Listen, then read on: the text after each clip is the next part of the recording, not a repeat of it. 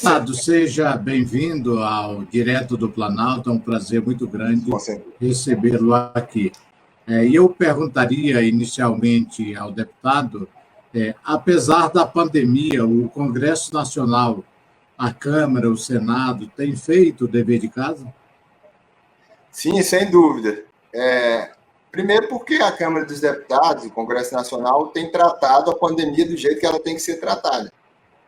Sem negacionismo, sem desconsiderar a gravidade que tem a Covid-19, e, nesse sentido, foram aprovados projetos muito importantes, como o orçamento de guerra, que permitiu que o governo pudesse ultrapassar o teto constitucional e pudesse trazer os investimentos necessários para dar a infraestrutura necessária de saúde nos estados e municípios também.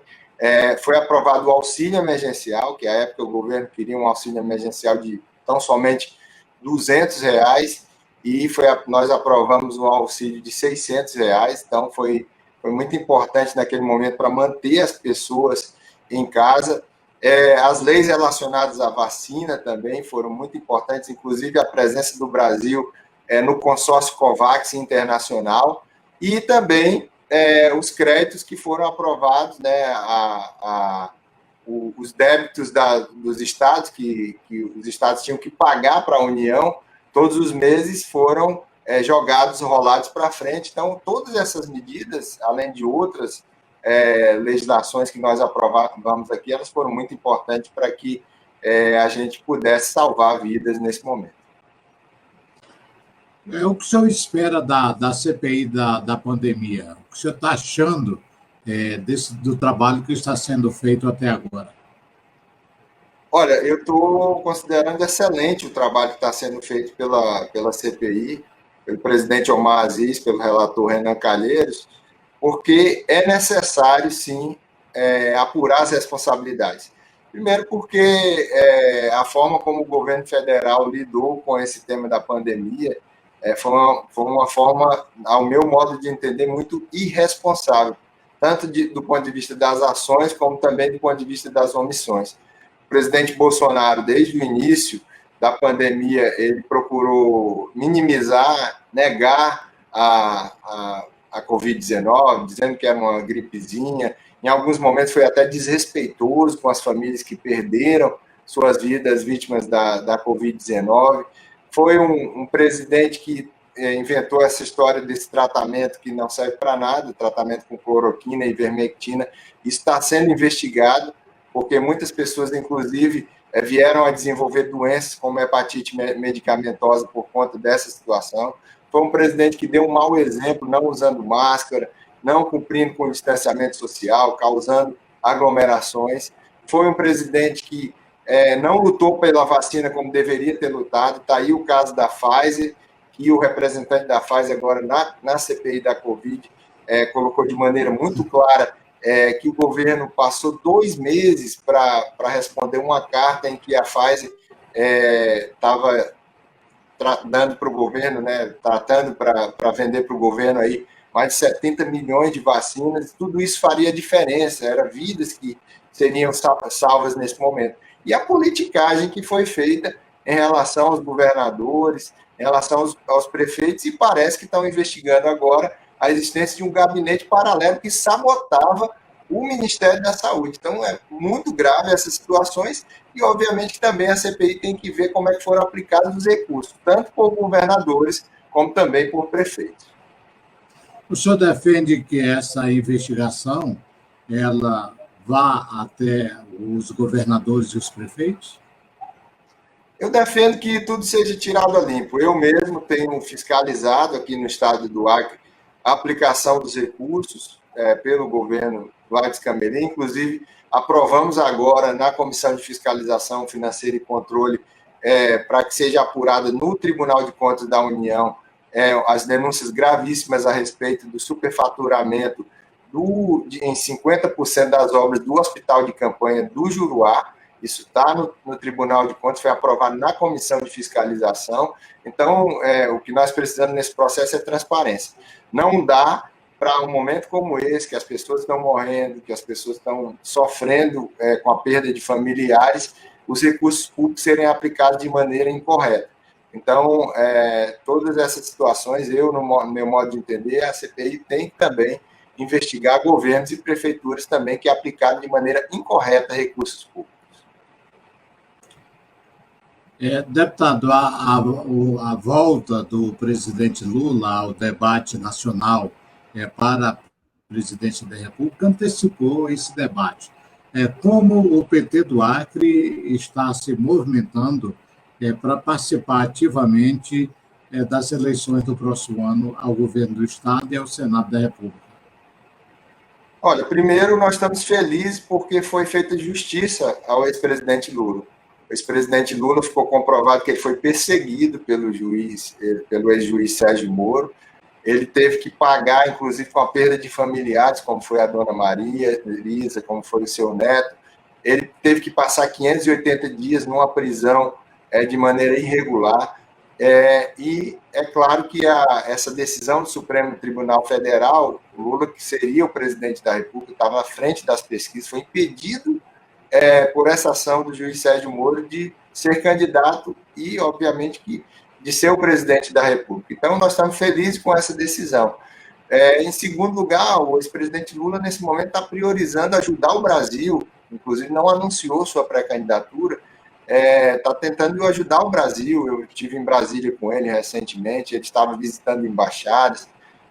Agora, nesse final de semana, deu entrevista à TV americana, colocando a importância de que o mundo todo se mobilize, inclusive para a quebra de patentes das vacinas, cumprindo um papel que o próprio presidente Bolsonaro deveria cumprir, mas não tem credibilidade nenhuma no exterior. E nós aqui do Acre, Mariano, recebemos assim com muita felicidade. O Lula é um grande amigo do Acre. Não teve nenhum governo aí para trás que tenha investido mais no Acre do que os governos do ex-presidente Lula. Está aí as UPAs, está aí o Minha Casa Minha Vida, as milhares de casas que foram feitas aqui.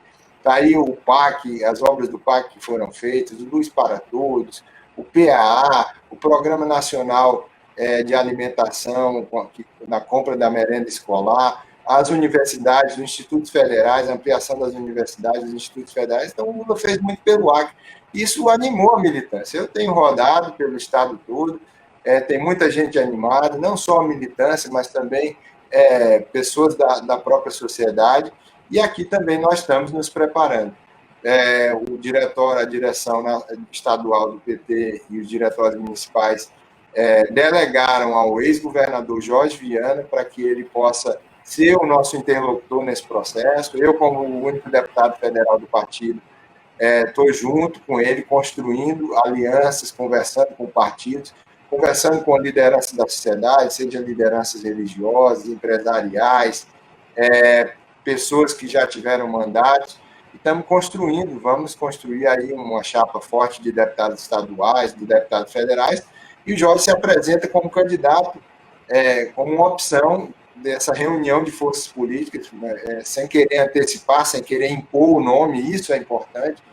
O Jorge não está dizendo para ninguém que ele tem que ser o candidato, mas que se tiver uma conformação de forças que possa competir para voltar ao governo do Estado, ele está à disposição, está colocando seu nome à disposição, e é um nome muito forte. O Jorge foi o melhor governador que nós tivemos no Acre. Então, nós estamos dando essa opção, e a minha opinião é que ele tem que ser candidato a governador. Nós estamos dando essa opção ao povo do Acre para que ele possa, de fato, escolher qual é o melhor caminho. Eu acredito que hoje o Acre, o atual governo está perdido, não tem projeto.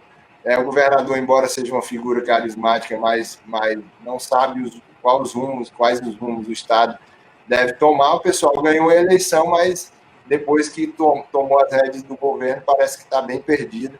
E o Jorge certamente será esse nome para botar a ordem na casa novamente e fazer o Acre crescer de novo. Deputado, para encerrar a nossa entrevista, eu perguntaria como o senhor analisa os governos federal e estadual? Olha, eu considero que são dois governos muito parecidos em relação à incompetência com que gerem tanto o governo federal como o governo estadual. A incompetência do governo Bolsonaro está muito clara. evidente na forma como ele conduziu a pandemia, mas é um governo nefasto para os interesses nacionais. Agora o governo Bolsonaro está querendo vender a Eletrobras, querendo vender os Correios, já vendeu ativos importantes do patrimônio nacional da Petrobras, da Caixa Econômica, né? Então, essa política é uma política muito ruim para o país. São, inclusive, órgãos que estão dando lucros para o governo federal e estão sendo vendidos. Ele que diz que é patriota, na verdade, é uma política antipatriota. E tem perseguido os servidores públicos. Se nós observarmos aí o governo do Bolsonaro, hoje, a população toda está sofrendo. Esses dias fez 5 anos que o PT saiu do poder, mas de lá para cá a vida da população não melhorou em nada. Está aí o gás de cozinha aqui no Acre, que em alguns lugares está R$130. Está aí os combustíveis a mais de R$6 aqui. Nós temos aí um aumento absurdo da carne. Até os açougues estão perdendo com isso, porque eles não conseguem vender a carne tão cara para as pessoas estão deixando de comer carne. Os alimentos, o preço dos alimentos está alto, o preço da energia elétrica. Então, a carestia tomou conta da vida das pessoas, as pessoas estão voltando para a pobreza de novo, o Brasil está voltando para o mapa da pobreza, a classe média reduziu, né? E nós temos aí um governo que persegue adversários, um governo que tem corrupção, inclusive, dentro, eu tenho fiscalizado isso, um governo que tem relações com milícias no Rio de Janeiro. Então, é um governo que é muito ruim para os interesses nacionais e muito ruim para a sociedade, tanto é que a sua rejeição, a pesquisa Datafolha deu recentemente, a maior rejeição é do presidente Bolsonaro. E aqui no Acre nós não temos nenhuma obra, não tem nenhuma obra do presidente Bolsonaro aqui sendo realizada aqui no estado do Acre. Então, a gente precisa, o Bolsonaro, que teve quase 80% dos votos no Acre, não tem correspondido como deveria corresponder aos votos, à votação que teve. Até a política de segurança que foi implantada recentemente de fronteira não inclui o estado do Acre. Agora, do ponto de vista do governo do Gladys Cameli, nós temos, além da incompetência, só para ter uma ideia, Mariana, o projeto do anel viário de Epitácio-Holândia até foi rejeitado, todos os projetos foram rejeitados agora no mês de março pelo DENIT. O governo que não consegue fazer licitações, fica dispensando licitações de maneira irregular, inclusive. É um governo que tem dificuldade, tem recursos de emendas parlamentares, a gente sabe. Eu participei de uma reunião com parlamentares que destinaram recursos para o governo não consegue executar. Agora, tem uma coisa muito grave, tem uma situação muito grave acontecendo em 2 anos e meio de governo aqui no estado do Acre, que é a corrupção. Eu nunca vi em 2 anos tantos escândalos de corrupção. Na educação, foram 4, no DEPASA, no DERACRE agora. Nós temos situações de corrupção na assistência social, na Secretaria de Comunicação, na saúde. Então, você tem aí um conjunto de escândalos de corrupção acontecendo. É difícil ver os órgãos de governo que não teve escândalo de corrupção. Isso é muito grave para alguém que entrou no governo dizendo que o PT era corrupto, mas hoje não tem ninguém do PT que foi condenado, né? E que dizia que dinheiro tinha, mas o que falta é gestão. E hoje o governo tem muito dinheiro, inclusive das dívidas que o governo rolou para frente, o governo federal rolou para frente, mas nós não estamos vendo, eu não vejo as obras do governo do estado, já andei nesse estado todo, não estou vendo nem as obras, nem a ação dos órgãos de governo em cada município. Então, eu considero que hoje os nossos governos são governos muito ruins, incompetentes e corruptos. Deputado, muito obrigado. Até uma outra oportunidade. Obrigado, Mariano. Estou à disposição sempre do Direto no Planalto.